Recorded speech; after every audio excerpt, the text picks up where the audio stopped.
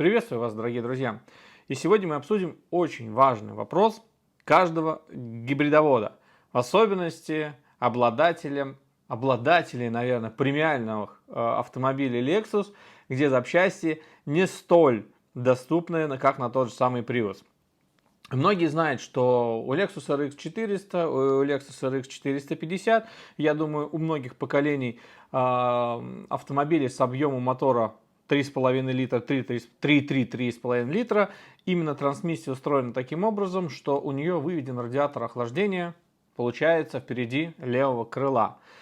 Вот, ребят, сегодня мы обсудим, насколько это эффективно, как избежать преждевременного выхода трансмиссии из строя. Также мы поговорим сегодня о стуке, да, то есть многие знают стук рулевой рейки, и в предыдущем видео я пытался его устранить, безуспешно, об этом я рассказал, и теперь эта проблема устранена. Сегодня я расскажу, каким образом, также расскажу об обслуживании тормозов, но ключевым посылом данного видео является тема, как продлить жизнь трансмиссии у гибрида. Итак, давайте обо всем по порядку.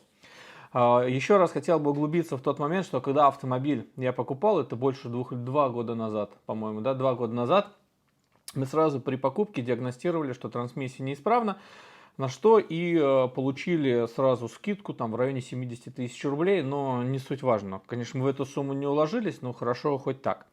Значит, основной причиной выхода трансмиссии из строя это выходит из-за того, что забивается вот этот радиатор, поскольку, еще раз повторюсь, его расположение в нижней части автомобиля с левой стороны, он собирает всю грязь с дороги. У него есть определенный дефлектор, воздухозаборник, и, соответственно, вся грязь дороги летит прямо в него. И буквально в наших реалиях, может быть, где-то в европейских городах, в Японии, этой системы вполне достаточно. У нас грязные дороги, и он забивается быстро. Дальше идем. Получается, забивается радиатор, идет перегрев трансмиссии. После перегрева трансмиссии у нас выходит насос из строя, наш масляный насос. То есть, фактически, коробка не получает никакого охлаждения, никакого теплоотвода. В итоге она дохнет.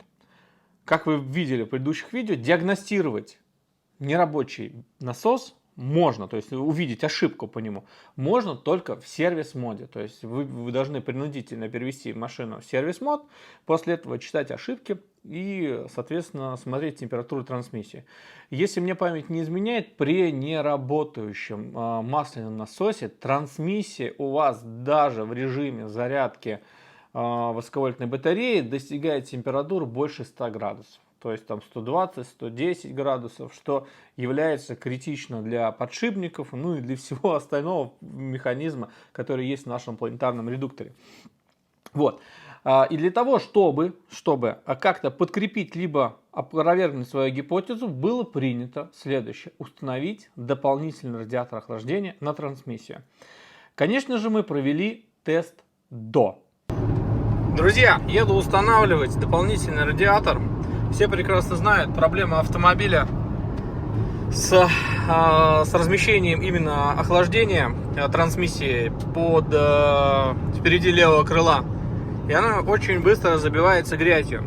Поэтому, установив новую уже коробку, есть огромное желание эту проблему неким образом нивелировать. Сейчас без спеков, конечно, сейчас никто информацию не воспринимает, поэтому буду записывать сейчас со стандартным охлаждением, как вы можете уже видеть.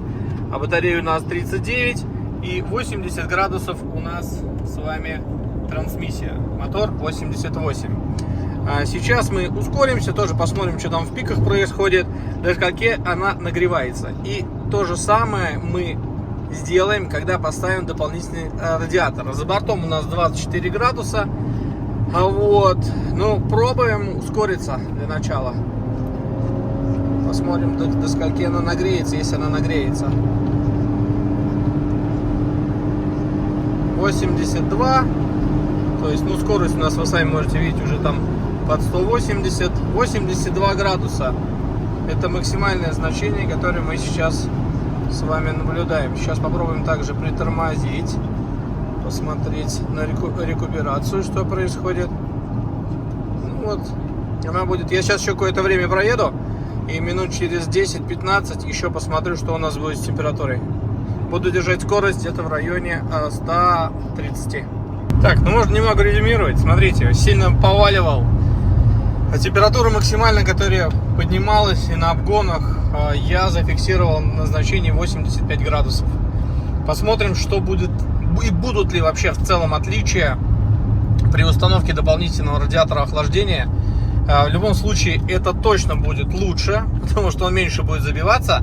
А насколько это будет эффективно именно в моменте, то есть через там пару дней я поеду обратно и на этом же участке дороги относительно, да, попробую также сравнить диапазон температур именно трансмиссии. Как вы видите, диапазон температур колебался в районе 82-85 градусов, что является, в принципе, норма. Еще хотел бы также немного в отступлении сказать, что трансмиссию на свой автомобиль я уже подставил от самой последней генерации. То есть от самого последнего Lexus. Если говорить о RX, ну, первого поколения, ну не первого получается, моего поколения, это кузов AL10, говорить о том, что там стоит изначально один контур охлаждения, да, который идет на радиатор, у рестайлинга тоже один, а у RX уже получается третьего поколения, там же стоит два контура охлаждения. Я вам сейчас попробую это продемонстрировать. Сейчас вы посмотрели видео до, и сразу давайте посмотрите видео после. Ну вот в режиме тоже 150, идем 160, это по одометру, 80 градусов, плюс-минус одинаково, больше не поднимается температура. Не знаю, выводы, наверное, лучше, если вы в комментариях сами озвучите. Смотрите, ребят, значит, сейчас я вот здесь вот показываю, здесь у нас получается это нового RX коробка. Здесь получается от предыдущего кузова. То есть новый, я говорю, что это RX 3, получается, третьего поколения. И смотрите, что мы видим. Вот тот самый радиатор, получается, охлаждения, как вы видите, но на втором поколении он стоит в единственном исполнении. И получается, вот идут на насос охлаждения. То есть вот эти патрубки охлаждения идут на насос, который установлен у нас вот здесь вот. Далее, во втором поколении идет у самой коробки два входа-вывода, то есть вот здесь вот и вот здесь, вот они как раз идут. Так идет на подогрев, то есть фактически мы имеем на коробке два входа и два выхода. Что мы сделали в нашем исполнении? Мы купили, вот сейчас тоже вам показываю, сейчас еще раз включу запись экрана, чтобы вы все это дело видели. Так, вот. Значит, для того, чтобы реализовать получается, как сказать, наверное, правильно, то решение, которое мы использовали, вам понадобится. Давайте так. Радиатор от Touareg NF второго поколения. То есть вы ставите любой его аналог. Вот его каталожный номер. Насколько я помню, мы поставили вот какой-то вот, ну, вот из этих вот аналогов. Сейчас я вставлю видео, как он выглядел, этот ремкомплект изначально. Также мы купили шланги высокотемпературные шланги Gate. Здесь я пишу хомуты Norma были приобретены. И комплект крепления для радиатора.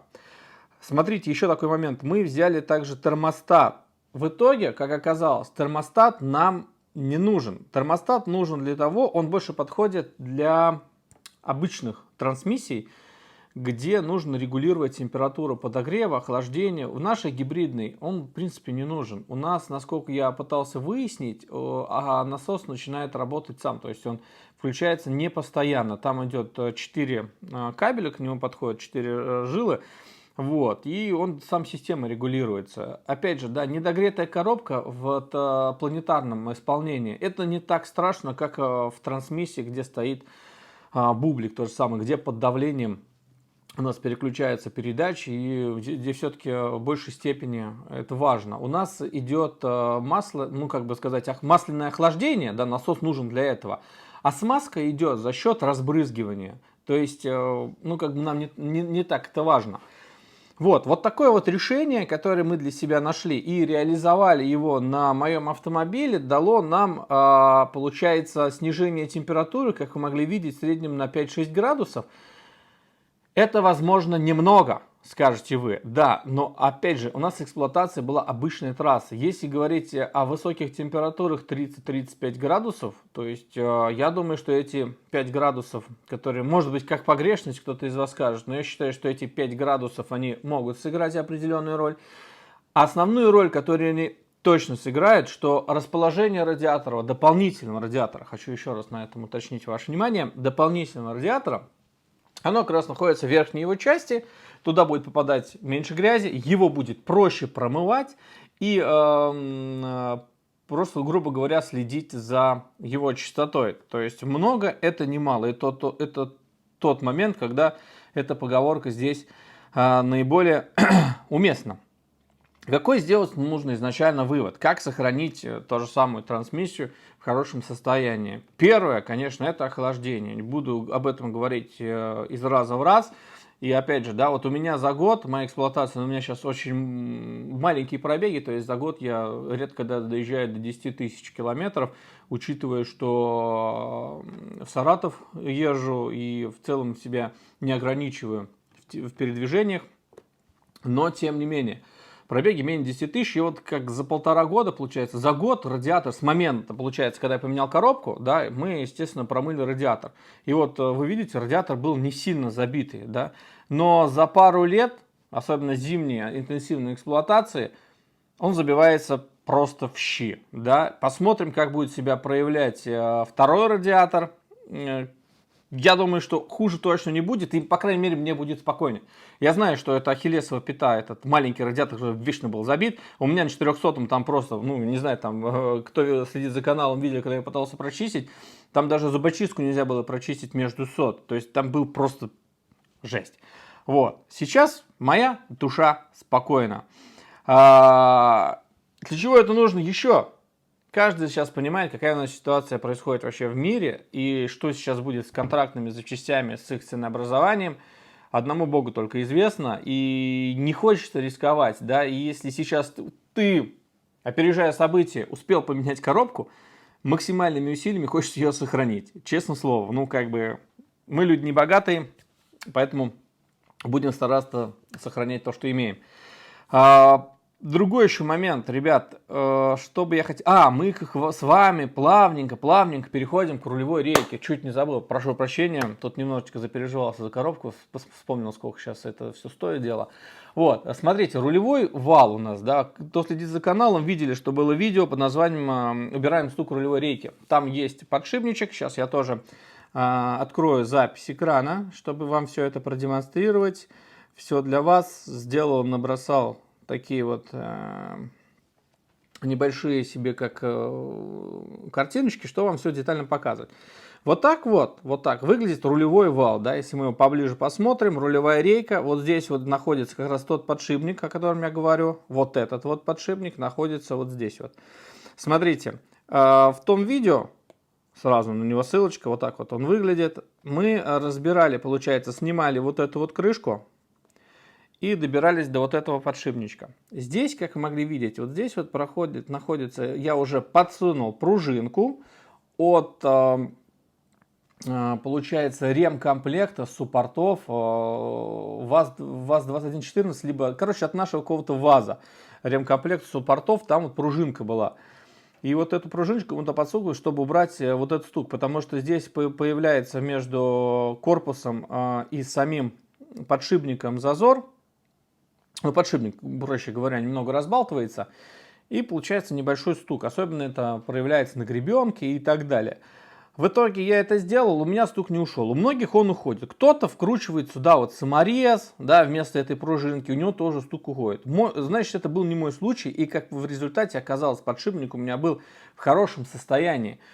Что было предложено в моем любимом сервисе саратовском? Андрюха, Серега, вам огромный респект. Я говорю, ну такие сервисы, если бы он был бы в Москве, наверное, я просто в каждом видео бы о нем говорил, потому что ребята просто красавцы. Что они сделали? Прежде чем заказывать вал, который стоит, посмотрите, он сейчас 20 тысяч рублей, вот этот вот вал весь в сборе, где вот выходит из строя вот эти вот крестовины. И получается, вот он, да, вот здесь вот он на схеме вот так вот нарисован. В результате мне сняли этот вал И крестовина, которые находятся, вот эти вот две крестовины, которые находятся ближе на улице, больше подвержены попаданию влаги и всего вот этого вот дерьма с этих, с дорог, вот, она выходит часто из строя. И у нас было предположение, что зачем нам платить 20 тысяч там за вал, давай мы все-таки снимем и посмотрим их состояние. Если что, мы просто банально поменяем эту крестовину. И когда я забирал автомобиль, к сожалению, я не могу находиться постоянно в сервисе, автомобиль у меня стоял, получается, там целый день. Да? Я его оставил, уехал, ну, потому что ребятам доверяю, что ничего не накосячат, они сделали как могли. Вот, подснимали видео по возможности. Они разобрали и говорят, у тебя крестовина в охеренном состоянии. Вот, мы сейчас, говорят, их набьем, почистим, набьем смазки туда, запрессуем заново, и все, будет у тебя огонь. Ребятки, прикиньте, вот за 2 года я первый раз услышал в машине тишину.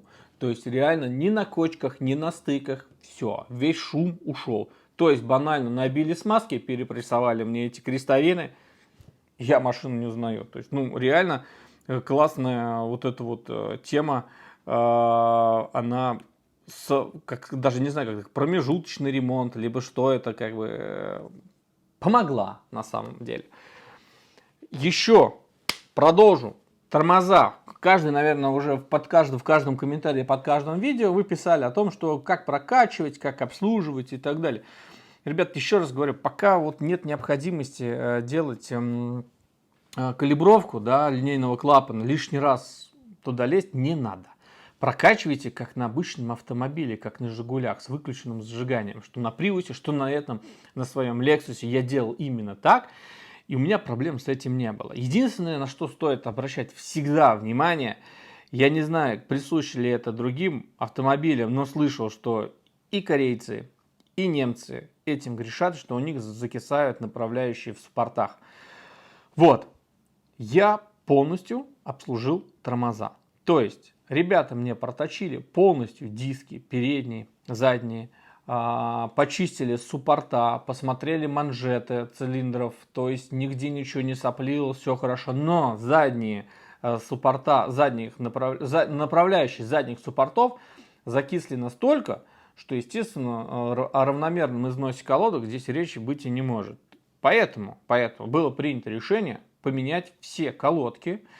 То есть зато я теперь знаю, что тормоза у меня полностью обслужены. И возьмите себе как правило, наверное, ребят, каждые 10 тысяч, как мне сказал Серега, Андрюха, с моего любимого саратовского сервиса, каждые 10 тысяч не поленитесь, оплатите услугу, что вам просто вытащили эти направляющие, почистили их, смазали, вставили обратно. Это залог, во-первых, вашей безопасности в плане тормозной системы, залог вашего кошелька в плане преждевременного выхода из строя как самих суппортов от перегрева, так и преждевременного износа колодок и тормозных дисков. Поэтому такая маленькая процедура, да, может внести такой большой вклад, как сказать, в жизнь тормозной системы.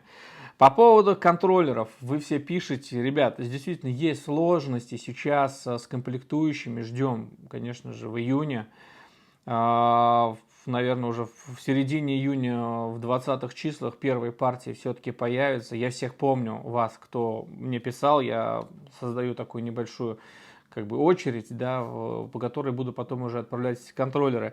И забегая вперед, как я вам и обещал, следующее видео у нас будет на тему, что же произошло с нашей новой ВВБ, для тех, кто не знает, высоковольтной батареи, которую мне официальный дилер официально поставил официальную новую батарею.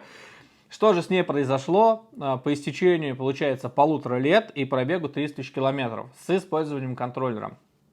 Объясню как. Это, получается, видео будет 2 в 1. Кто-то мне говорил, что есть такая программа Доктор Prius, и люди на основе этого делали умозаключение о том, что каково состояние высоковольтной батареи. То есть, можно сказать, диагностику. Скажу так, диагностика этой программой была сделана абсолютно на новой батарее. Он показал определенный результат. И этой же программой на этом же автомобиле спустя 30 тысяч пробега и по истечению 1,5 лет был сделан повторный замер. Мы посмотрим, насколько деградировала батарея, либо не деградировала, и имеет ли какое-либо влияние на ее деградацию контроллер управления охлаждением, получается, восковольтной батареи. Будет интересно. Также подписывайтесь на Telegram, да, там мы сможем, не то что в комментах все это теряется, можем обсуждать какие-либо темы. Другой момент, подписывайтесь на ВК. ВК пока для меня вообще такая хрень, но надо с ней все-таки разобраться, с этими сраными обсуждениями. Мы в итоге приведем это к правильному знаменателю, потому что, ну, может быть, с вашей поддержкой, кто-то имел уже некое представление, как там все это делать. Надо набрать сначала аудиторию, а потом мы уже будем совместно действовать. А с вами по-прежнему был Максим Максимович. Для вас старался в этот субботний утренний день, несмотря на плохую погоду. Пока-пока.